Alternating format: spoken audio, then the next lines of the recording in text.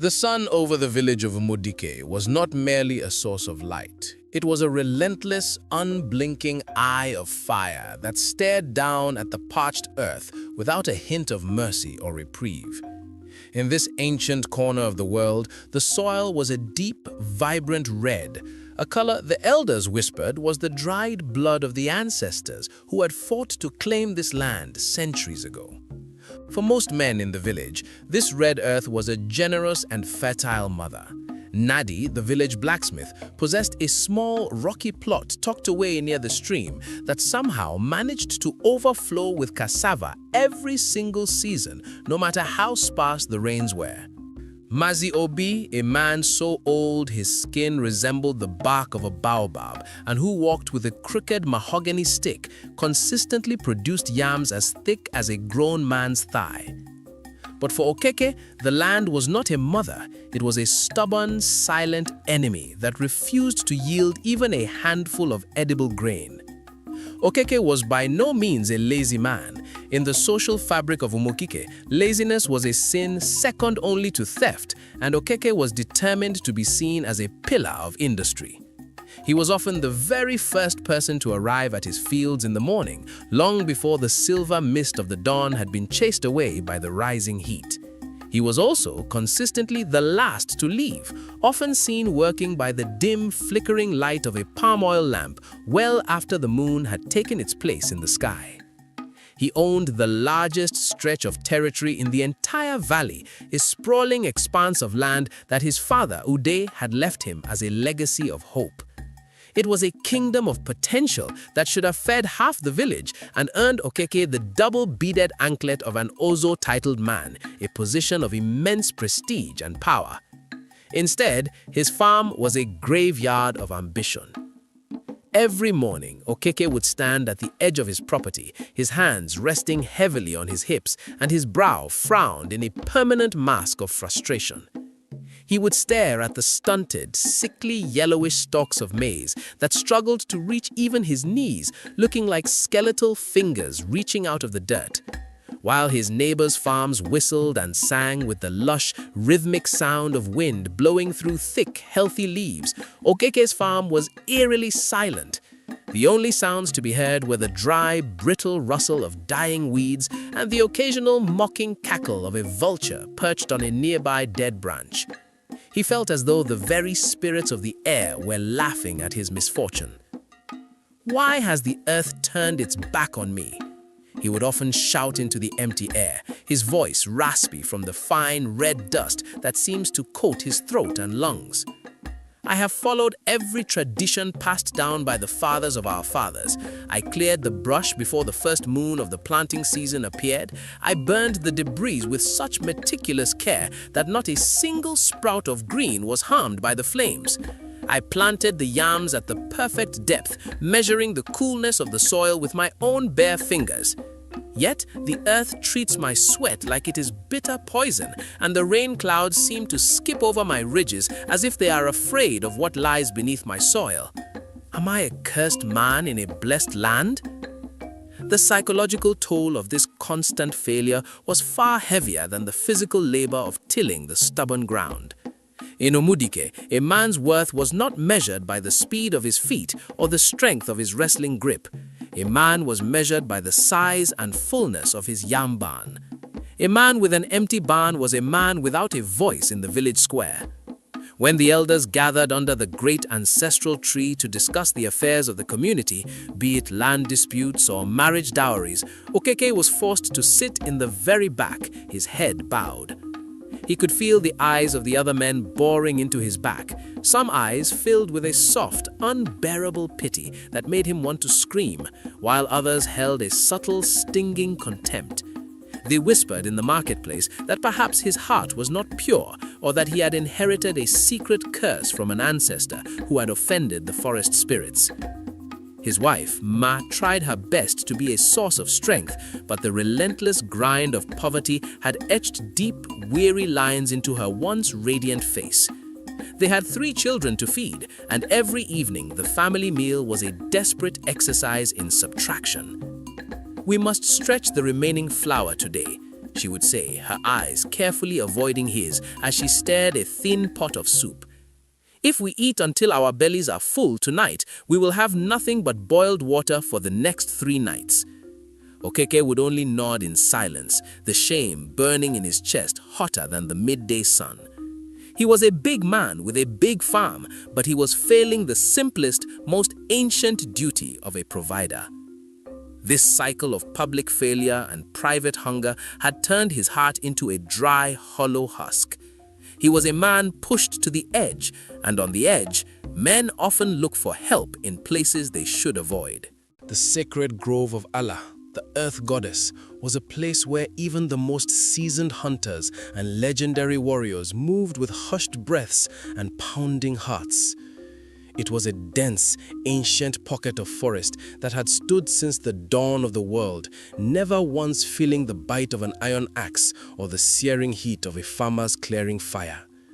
The trees within the grove were draped in long, trailing curtains of grey moss that looked like the tangled, unwashed beards of mountain giants. The air inside the grove was strange. It always felt several degrees cooler than the rest of the village, and it was thick with the heavy, intoxicating scent of damp earth, ancient wood, and rotting leaves. It was strictly forbidden for any villager to enter the inner sanctum of the grove without the presence of the chief priest, for the gods were known to be temperamental and jealous neighbors who did not take kindly to uninvited guests trespassing on their holy ground. Okeke, however, had reached a point where he no longer feared the laws of men or the ancient taboos of his ancestors. His desperation had become a shield against his fear, and his pride had become a goad that pushed him toward the unthinkable. He waited until the moon was high and the village was draped in the heavy silence of deep sleep, the only sounds being the distant, hypnotic thrum of night crickets and the occasional lonely bark of a farm dog guarding a nearby hut. He crept past the last of the sleeping households, his heart hammering against his ribs like a trapped bird trying to break free from a wooden cage. He carried no machete or hoe, for he came not to harvest or to walk, but to beg for his very life and the restoration of his name. As he stepped over the boundary of the grove, marked by a line of sacred white chalk and dried palm fronds, the silence of the night became absolute. Even the night insects seemed to hold their breath in anticipation of his arrival, as if the forest itself were watching his every move with 1,000 invisible eyes. He eventually reached the great Iroko tree, a massive, gnarled pillar of wood so wide that it would take 10 strong men joining hands to circle its base. This tree was considered the spiritual center of Umudike, the literal bridge between the physical world and the spirit realm, the spot where the ancestors were said to climb down from the heavens to taste the offerings left by their descendants. Okeke fell to his knees in the damp dirt, pressing his forehead against the rough, cool bark of the tree until the deep ridges of the wood left physical marks on his skin. Mother of the soil, hearer of whispers, she who breathes life into the seed, he began, his voice a low, desperate tremor that seemed to be swallowed instantly by the thick moss hanging above him. I am Okeke, the only son of Ude. My father served you with a clean heart and a barn that was always full, but you have seemingly forgotten his son. My land has become a desert in the middle of a lush forest. My children's ribs show through their skin like the cage of a sun-bleached fish abandoned on the riverbank. I am a laughingstock in the market, a man who owns the horizon but cannot fill a single bowl with grain. Why have you closed your womb to my labor? Why do you allow my name to be dragged through the dust of the marketplace while lesser men flourish? He waited in the darkness, half expecting a bolt of divine lightning to strike him down for his insolence and his trespassing. But there was no immediate answer, only the sighing of the wind through the high canopy. He grew bolder, the raw desperation in his soul pushing him to the very edge of sanity. He stood up, his eyes wide and wild, and raised his calloused hands toward the dark ceiling of the Iroko. I make a covenant with the spirits of this land tonight, he declared, his voice gaining a frantic, unnatural strength that echoed through the trees. If you breathe life into my dead soil this coming season, if you give me a harvest so great that it fills not just my barn, but makes the very earth groan under the massive weight of my yams, I will not be ungrateful. I make a solemn vow here, under the watch of the ancestors and the stars, that I will give back half of everything the farm produces. Half for the temple, half for the poor, half for the widows who have no one to provide for them. I will take only what is absolutely needed for my family to survive. The rest shall be your glory. I swear this on my life and the lives of my household. If I break this word, let the earth itself open up and swallow me. The moment the final word of his vow left his lips, a sudden violent shudder ran through the ground beneath him. It was not a broad earthquake that shook the whole village, but a localized, intense vibration that moved through his feet and up his spine. A heavy, rotted branch high above snapped with a sound like a gunshot and came crashing down through the undergrowth, missing him only by a few feet.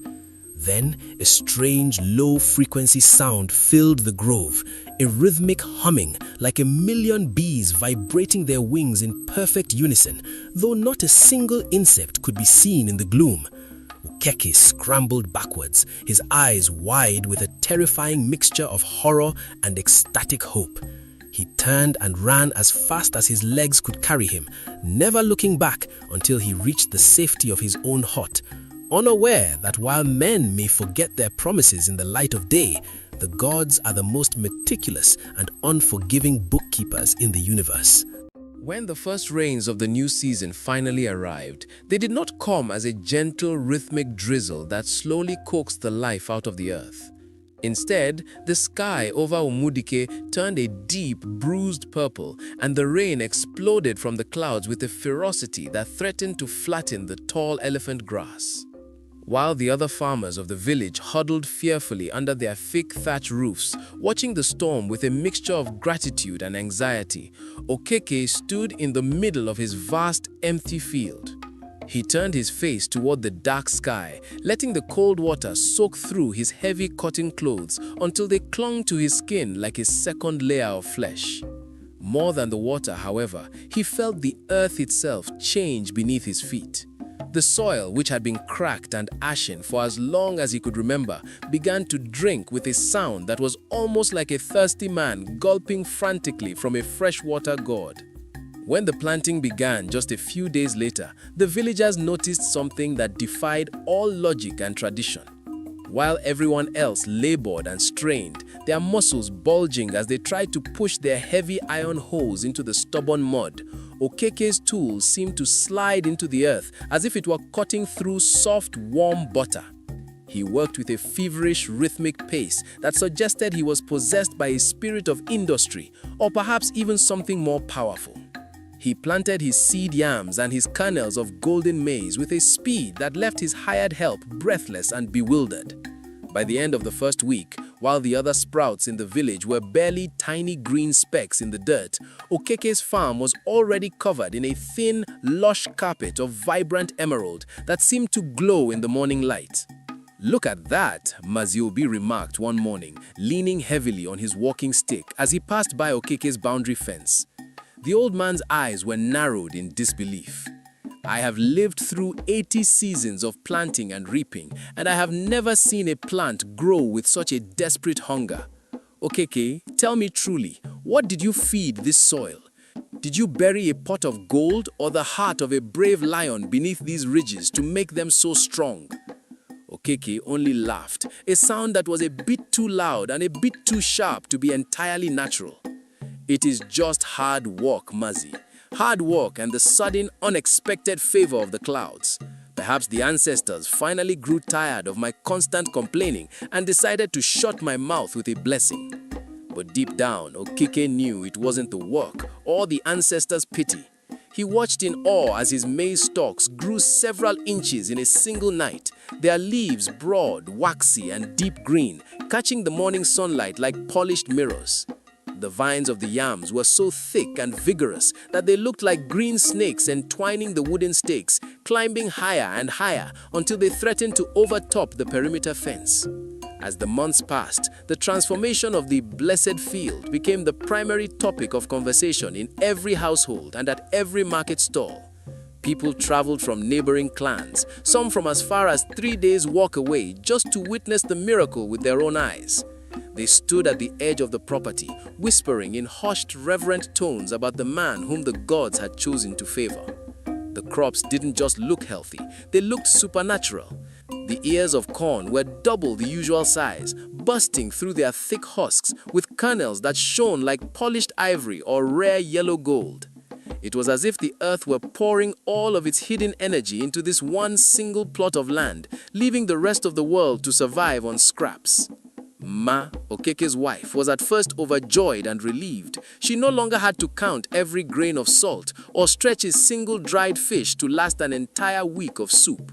She could see the future of her children changing before her very eyes. She saw them no longer as the children of a failure, but as the offspring of a great and wealthy man. But as the day of the harvest drew near, a deep, gnawing unease settled in the pit of her stomach. She noticed that her husband had changed in subtle, worrying ways. He no longer prayed at the small family shrine in their compound, nor did he talk about the history of the village. He spent every waking hour in the fields, sometimes seen talking to the plants in a low, conspiratorial whisper, as if he were discussing a secret business deal with the stalks themselves. "Okeke," she said one evening as he sat by the fire, scraping the rich black mud from his heavy boots. "The village is talking. They say this harvest is a gift from the great mother Allah herself. We must prepare a massive sacrifice of 10 white cocks and a fat ram when the barns are full. We must show the gods we are not ungrateful for this miracle." Okeke's hand paused on his boot. His eyes grew cold and distant for a fleeting second, a shadow passing over his face that Ma had never seen before.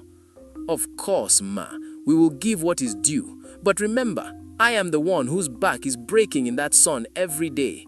The gods provide the rain, but I am the one who provides the sweat and the blood to make things grow. Do not forget that I am the architect of this fortune." Ma shivered, though the fire was warm. She didn't know about the vow in the grove, but she knew that in Umudike, pride was the seed that always grew into the most bitter fruit. The harvest arrived in Umudike with a fanfare and a sense of awe that the village would remember for generations to come. In a normal year, a farmer and his immediate family, perhaps with the help of a few close cousins, could harvest their entire crop in a matter of a few days or a week if the rain had been particularly kind to the soil. But for Okeke, the task was so monumental that it defied the efforts of a single household.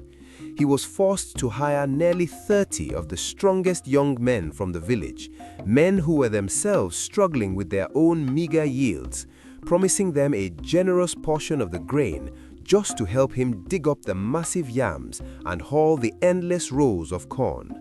When the very first yam was finally pulled from the deep, loosened red earth, a collective gasp of pure astonishment went up from the laborers. It was not a mere tuber, it was a giant of the earth. It was the size of a grown man's entire torso, heavy, firm, and flawlessly brown, without a single blemish, wormhole, or sign of rot. As the days stretched into weeks, the pile of yams at the center of Okeke's compound grew into a literal mountain of food.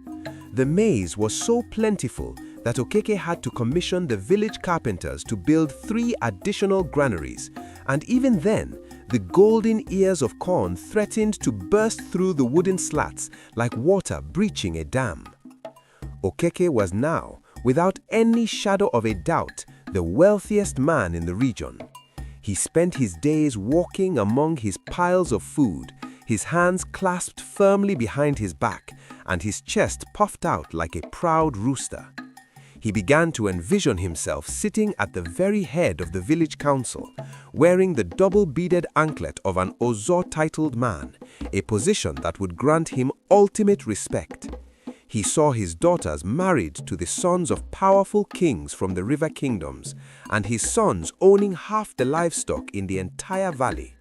He felt invincible, as if he had outsmarted fate itself. However, as the sun began to set on the final day of the harvest, the time for the counting and the reckoning began. According to the solemn, terrifying vow he had made in the chilling silence of the sacred grove, he was supposed to divide this mountain of wealth exactly in half. He stood in front of his main barn with a charcoal stick and a smoothed wooden slate, trying to do the math in his head, but the numbers felt like lead in his mind. 12,000 yams, he whispered to himself, his heart suddenly feeling heavy and constricted. The vow I made says I must give away 6,000 yams. 6,000 yams! The number felt like a physical blow to his stomach. He looked at the massive, beautiful pile of tubers, each one a testament to the blessing he had received. He thought about the great market across the river, where merchants from the distant city would pay a fortune in cowries and gold for yams of this magnificent quality. He thought about the massive stone house he could build, the fine coral beads he could buy for his neck, and the rows of fat cows he could have tethered in his yard to show his status. 6,000 yams to the poor and the temple? He muttered to the shadows, his eyes narrowing with a burgeoning resentment. The poor did not dig them up. They did not feel the skin-blistering sun on their necks while I worked until my hands bled. They did not stay awake at night worrying about the wind or the guests. Why should the lazy widow at the end of the road, who spent her days sleeping in the shade, eat the same choice food as the man who owns the valley and did the work? A small nagging voice in the very back of his mind reminded him of the sudden vibration of the earth beneath the great Iroko tree and the cold supernatural wind that had answered his desperate prayer. But greed is a master of disguise. It disguised itself as logic and personal fairness. He began to convince himself that the gods, being spirits of the air and earth, didn't actually have physical stomachs. They didn't eat yams. They only required the honor of a symbolic gift. Surely, he reasoned with himself, the goddess would be more pleased with a man who managed his wealth wisely and grew the village economy than one who threw it away to people who hadn't earned a single tuber. I will give a tenth, Okeke decided, his face hardening into a mask of stubborn, foolish pride. A tenth is still more than any man in the long history of Umudike has ever given to the shrine at once. It is a kingly gift by any standard. No god would be angry with a tenth of such a massive, unheard of bounty. He called his laborers over and told them to set aside a small portion consisting of the smallest, most shriveled yams and the grain that had been slightly pecked by birds or dampened by the dew. Take this to the shrine of Allah, he commanded, refusing to look them in the eye. Tell the priest it is the first fruit of Okeke's labor, given with a grateful heart. As the laborers carried the meager, insulting offering away, the sky, which had been a clear, brilliant blue just moments before, was suddenly obscured by a thin, sickly yellow mist that smelled faintly of old copper and decay. The weeks following the great harvest should have been the most joyous time in the long history of Umudike. Traditionally, when the barns were filled to the rafters, the village square would echo with the thunderous rhythmic sound of the Ikoro drum, and the air would be thick with the intoxicating aroma of roasted meat and fresh bubbling palm wine. But this year, the atmosphere was hauntingly different. A strange, suffocating tension hung over the thatched roofs like a heavy blanket, and the sickly yellow mist that had appeared on the day of Okeke's meager offering did not lift with the morning sun. Instead, it thickened and curdled, spreading like a slow, invisible poison from the edges of Okeke's lush farm towards the rest of the unsuspecting village. It started with the water, the most precious and sacred gift of the land. The village stream, which had flowed with crystal clear, cool water even during the harshest dry seasons of the past, began to recede with an alarming and unnatural speed. The water turned a murky, rust-colored brown, smelling of sulfur and stagnant death. Within mere days, the fish, usually so plentiful that children caught them with their bare hands, were found floating on the surface by the hundreds, their scales dull and their eyes clouded over with a thick white film. Then came the grey blight. It was a fungus unlike anything the village elders had ever seen in their combined lifetimes. It did not start on the leaves of the plants like a normal disease. It seemed to emerge directly from the soil itself. A fine ashen powder began to coat the earth, and wherever it touched, life seemed to vanish instantly. In the neighboring farms, the secondary crops, the beans, the peppers, and the purple garden eggs simply turned to a grey, putrid mush overnight. Even the mighty oil palm trees, the ancient symbols of endurance and strength, began to droop as if they were tired of living. Their vibrant fronds turned a sickly, brittle yellow before snapping off in the wind like dry twigs. But the most terrifying aspect was the heat. It was not the honest, dry heat of the sun that men were used to, but a damp, heavy, and suffocating warmth that seemed to rise directly from the ground. It felt as though the earth itself was suffering from a deep internal fever, or perhaps a boiling rage that was being suppressed just beneath the surface. "The ancestors are breathing heavily through the soil," Maziobi whispered one morning to a group of terrified men gathered in the marketplace. He pointed his trembling, bony finger at the grey dust covering his feet. "The ground is refusing to swallow the sun, and the sky is refusing to give the rain. This is not a change in the weather that a farmer can understand. This is a closing of the divine doors. Someone has locked the gates of mercy against us." Hunger, a cruel and familiar guest that the village thought they had banished forever with the sight of Okeke's massive harvest, returned with a terrifying vengeance.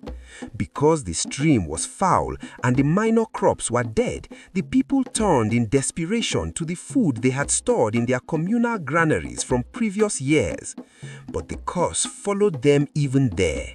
When a woman opened her basket of stored corn, she found only black soot and a stench of decay so powerful it made her gag. The food was rotting from the inside out, turning to useless ash before it could even reach a cooking pot. It was as if the gods were saying that if they could not have their promised portion, no one would eat. The only place in all of Umudike where food remained plentiful and untainted was behind the high, fortified walls of Okeke's compound. He had built his barns with the thickest, most expensive timber and secured them with heavy iron locks from the coast. As the village grew hungrier and the children's faces grew thinner until their eyes seemed too large for their heads, Okeke grew more paranoid and reclusive. He stopped coming to the village square to share palm wine or stories. He stopped attending the meetings of his age grade. He sat alone atop his mountain of stolen yams, listening to the distant haunting sound of wailing coming from the huts below. He convinced himself that he was being tested by the gods and that his wealth was a sign of his unique superiority over the lazy masses. He did not tell his wife, Ma, that every single night he heard a sound like long nails scratching against the wood of his bed frame. He did not tell her about the voice that sounded like the rustling of dry corn husks whispering into his ear in the dead of night. "Where is the half that was promised, O thief of the spirits? Do you think you can hide a mountain behind a molehill?" By the third month of the relentless droughts and the spreading grey blight, Umudike had become a ghost of its former vibrant self. The once steady men who used to boast of their strength in the wrestling arena, were now skeletal figures with hollow eyes and protruding ribs. The laughter of children, which used to be the heartbeat of the village, had been entirely replaced by a heavy, oppressive gloom that felt like a funeral shroud draped over every hut. The village council, led by the aging chief, finally realized that they could no longer wait for the seasons to change on their own. They summoned Ezeani, the chief priest of Allah, and demanded that he perform the most dangerous and sacred ritual of all, a journey to the Cave of Echoes to consult the great oracle. Ezeani was a man of immense spiritual weight, but even he looked diminished by the collective suffering of his people. The skin on his face was pulled tight over his cheekbones, and his ceremonial robes hung loosely on his frame. He traveled to the cave, a journey that took him 2 full days through a forest that had become a graveyard of dead trees and silent birds. When he arrived at the mouth of the cave, he attempted to offer a white hen and a keg of the finest palm wine to gain entry. However, the offerings were violently rejected by the spirits. The wine turned to bitter, black vinegar the moment it touched the ground, and the hen withered into bone and feathers before he could even set it down. It was a sign of divine fury unlike anything Ezeani had witnessed in his 40 years of service. Inside the dark, damp interior of the cave, the oracle did not speak in the usual rhythmic riddles or gentle whispers. Her voice was a roar of pure elemental fire that shook the stalactites from the ceiling and made the very ground vibrate with a terrifying anger. "The balance of the world has been shattered by a single hand," the voice screamed, echoing off the stone walls until Ezeali had to cover his ears. "A thief sits among you in Umudike, wearing the fine silk robes of a king, while his neighbors eat the dust of the earth. He has gorged himself on the portion meant for the spirits and fed the goddess with the shriveled husks of his own greed. Until the debt is paid in full with the heavy interest of his pride, the earth shall remain a womb of stone, and the sky shall remain a ceiling of hot brass." Ezeani returned to the village square 3 days later, his face pale and his hands trembling. The entire community, hundreds of starving men, women, and children, had gathered in a desperate silent circle, waiting for the word that would mean life or death. The atmosphere was electric, with a mixture of raw fear and a growing dark desperation that bordered on madness. Okeke sat at the very edge of the crowd, his new expensive silk robes looking grotesque and out of place among the rags and bones of his neighbors. He tried to maintain a stoic look of indifference, but a bead of cold, oily sweat rolled down his temple, and his eyes darted nervously from side to side. "The oracle has spoken, and the truth is as sharp as a ritual knife," Ezeani announced, his voice echoing off the mud walls of the meeting hall like a clap of thunder.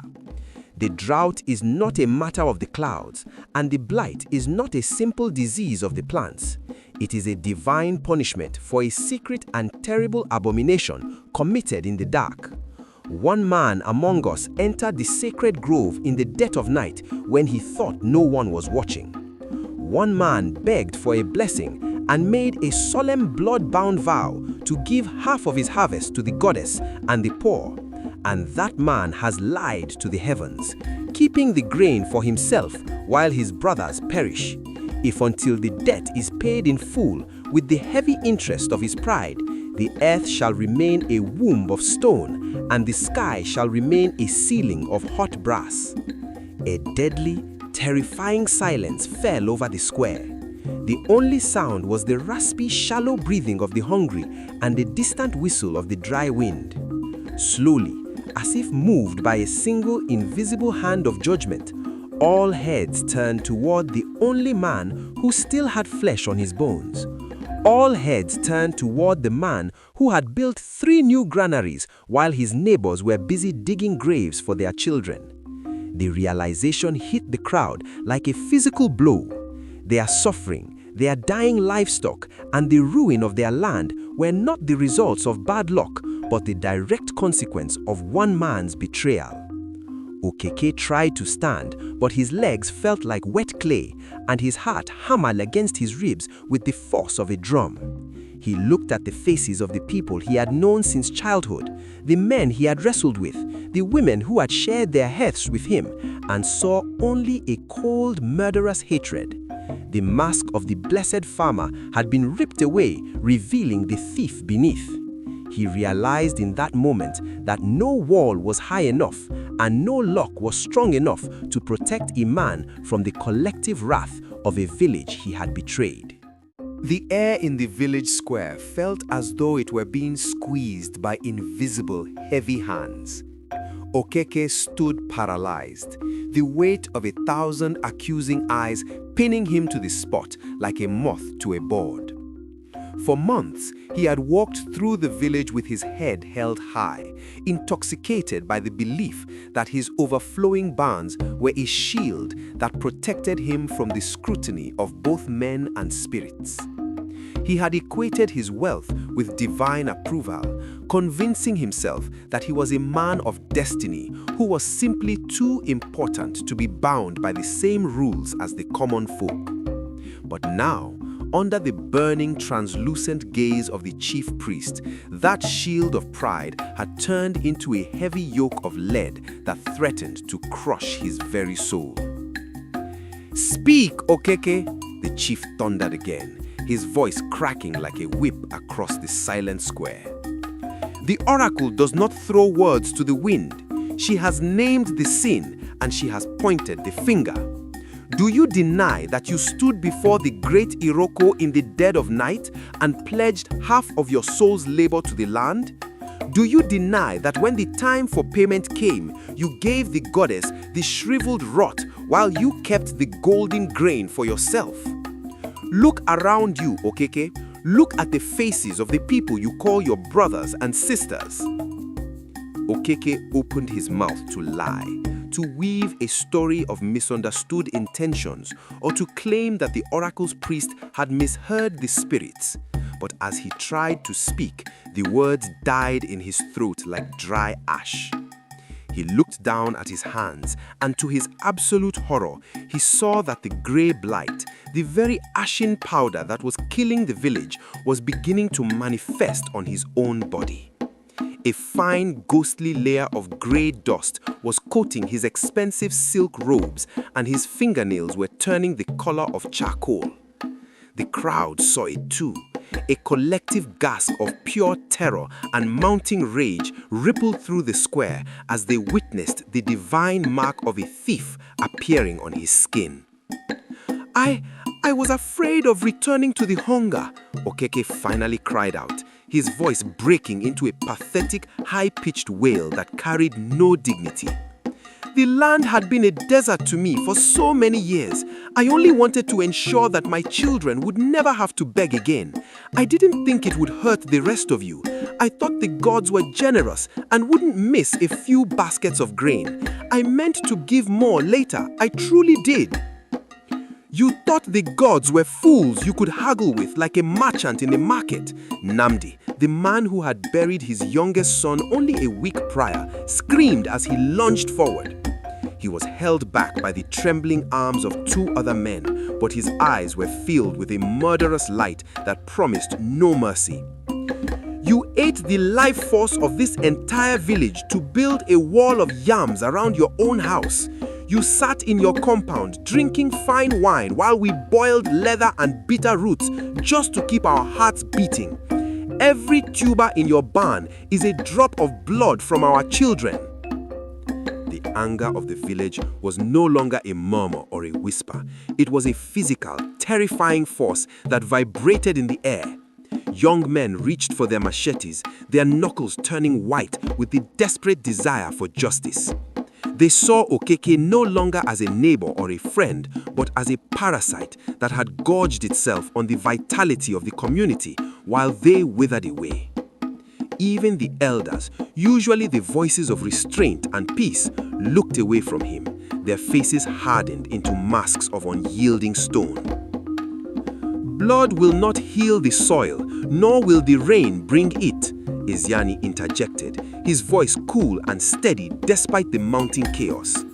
He stepped between the mob and the trembling Okeke. "The time for your bargaining is over. The time for your lies has ended. You will lead us to your compound right now. You will open every iron lock and you will show us every hidden basket of grain and oil. The goddess has demanded her portion and she will take the interest of your pride along with it."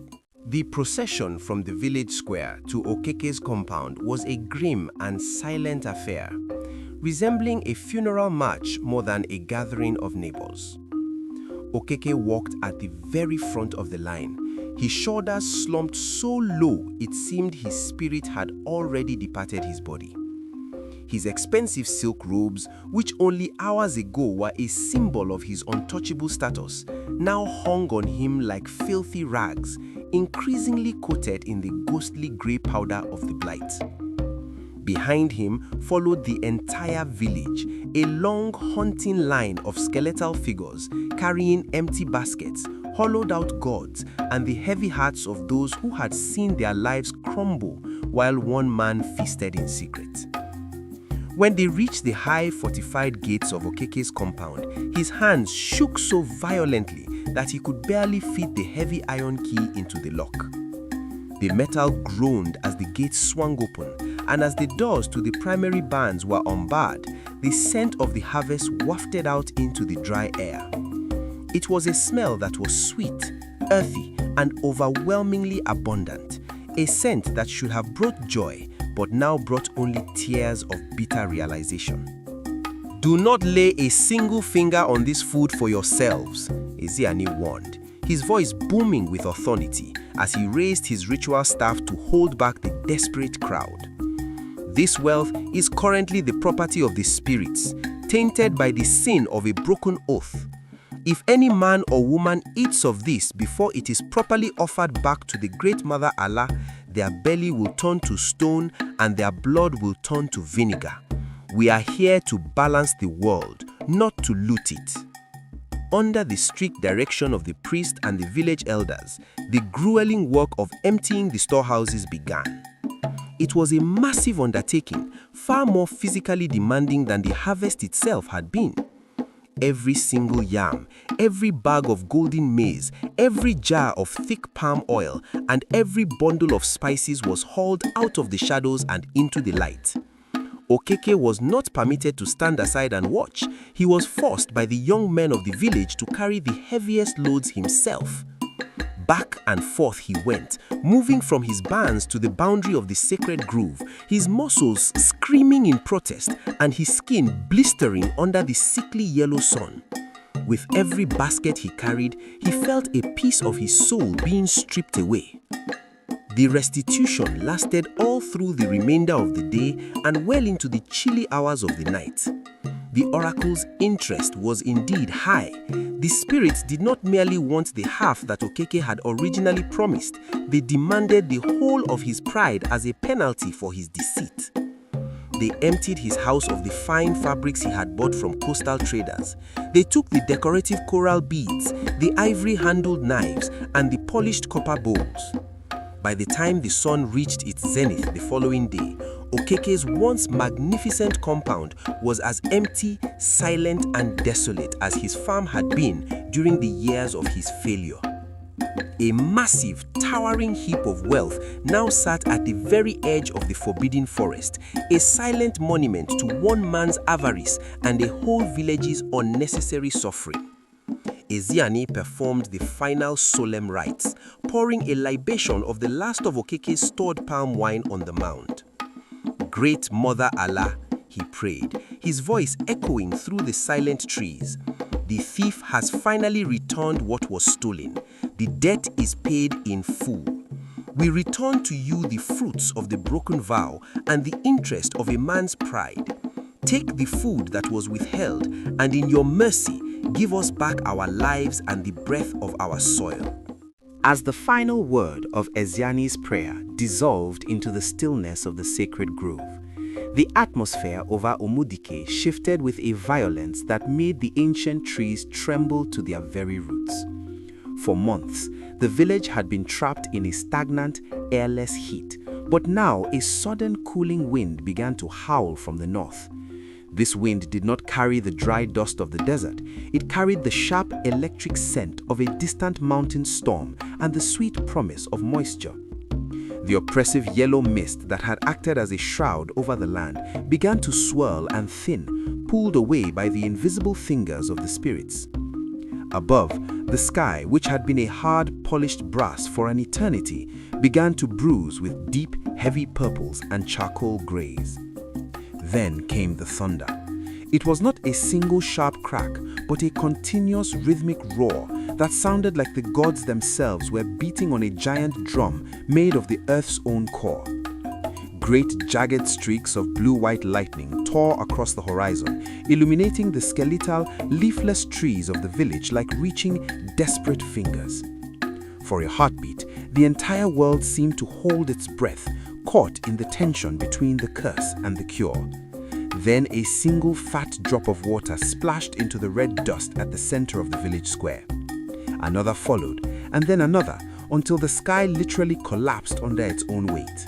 It was a torrential downpour so thick and powerful that it felt like standing beneath the crashing weight of a waterfall. The villagers did not mourn for the shelter of their huts. They stood in the middle of the deluge, their mouths open to the heavens, letting the life-giving water wash away the layers of dust, grief, and the grey blight that had coated their skin.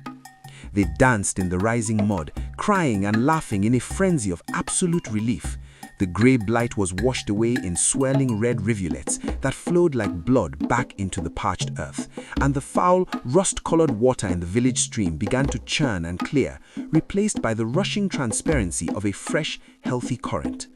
The land was drinking, and in its drinking it was being reborn. Okeke remained on his knees in the middle of his empty, muddy courtyard, his head bowed against the fury of the storm. The rain lashed his back with a ferocity that felt like 1,000 tiny whips, but the sensation was different for him than it was for his neighbors. To the villagers, the rain was a kiss of divine forgiveness and a promise of a new beginning. To Okeke, it was a cold, relentless reminder of his absolute nakedness. He had nothing left. His barns were now empty shells whistling in the wind, their doors swinging uselessly on their hinges. His prestige, his titles, and his future had all dissolved like salt in the storm. Even the grey blight on his skin began to flick off under the water's touch, but it left behind raw pink flesh that stung and smarted, a physical mark of his shame that would not easily fade. As the downpour continued long into the night, the earth began to heal with a speed that bordered on a miraculous. The parched roots of the trees drank deep, and the dormant seeds in the neighboring farms, those that had not been completely destroyed by the fungus, began to stir beneath the surface. The goddess had accepted the massive restitution. The balance of the world was restored, and the spiritual debt was satisfied. But as the rain drummed against the roofs of Umudike, a different kind of storm was brewing in the hearts of the people. They realized that while the land had been healed, the bond of brotherhood had been severed by a blade of greed that cut too deep for even the heaviest rain to wash away. The morning that followed the great rain was the most beautiful Umudike had seen in an age. The air was crisp, cool, and sweet, scrubbed clean of the metallic tang of the blight. Tiny green shoots were already pushing through the softened mud with a desperate, beautiful urgency, eager to claim the first rays of the morning sun. The streams were singing again, their waters clear and cold. However, for Okeke, there was no celebration, no dancing, and no song. He was summoned one final time to the center of the village square, where the council of elders sat in a stern semicircle under the massive, dripping canopy of the ancestral baobab tree. The entire community was present, but the atmosphere was far from festive. They stood in a perfect wide circle, leaving a vast empty space around Okeke as if he were still contagious with a deadly plague. The chief stepped forward, his face as hard and unyielding as the seasoned Iroko wood of his staff. Beside him stood Mma, Okeke's wife. Her eyes were red and swollen from a night of weeping, and she carried a small, modest bundle containing her own clothes and the meager belongings of her 3 children. She did not look at her husband. Her gaze was fixed on the horizon, far beyond the boundaries of the village. "Okeke," the chief began, his voice carrying clearly over the sound of the water dripping from the leaves. "The gods have taken their yams and they have been satisfied. The rain has returned to our fields and our children will once again know the feeling of a full stomach. The land will survive this wound, for the earth is ancient and its memory is long. But a man is not the earth. A man who hides food in his barn while his neighbor's child dies of hunger is a man who has already departed from this village in his heart. You chose your belly over our survival, and you chose gold over the blood of your brothers." Okeke looked at his wife, his eyes wide and pleading, searching for a single shred of the mercy he had so cruelly withheld from others. "Ma, tell them I was lost in a fever of the mind. I will work for everyone. I will clear the brush for the widows. I will be the humblest servant in the valley. Please, we can start again. I am still the father of your children." Ma finally looked at him, and for the first time in 20 years, there was no love or pity in her gaze, only a profound, weary disappointment that cut deeper than any blade. "You didn't just break a vow to the gods, Okeke. You broke a vow to us, the living. You watched me cry over empty soup pot while you held the keys to a kingdom of grain. You watched our neighbors wither while you calculated your profits. My children will grow up in a village of honest men who value a name more than a harvest. They cannot be the children of the man who tried to steal the rain from the world." She turned her back on him and walked into the safety of the crowd, her children following her without a single backward glance. "You are Aru, an abomination that the land can no longer tolerate," the chief priest declared, striking his heavy staff against the ground with a sound like a closing door. "By the authority of the elders and the sacred will of the earth goddess, you are cast out from among us. You have until the sun reaches its peak to leave the boundaries of Umudike. You shall take nothing with you but the clothes on your back. Your house will be dismantled, and your name will be erased from the stories of our fathers. If you are seen on this land after the shadows grow long, you will be hunted as a wild beast of the forest." The entire community turned their backs on him as one, a silent wall of rejection. No one spoke a word of farewell, and no one offered a god of water for his journey. Okeke walked toward the edge of the village, the red mud clinging to his feet like the heavy ghosts of his stolen harvest. He looked back once at the sprawling farm that had been his obsession, seeing the plants standing tall and proud, but they were no longer his to claim. He turned toward the dark, unknown forest of the hills, a man with a big farm and an empty soul, leaving behind a story that would serve as a warning for 1,000 years, that the earth remembers every promise, and greed is a debt that eventually demands everything a man possesses.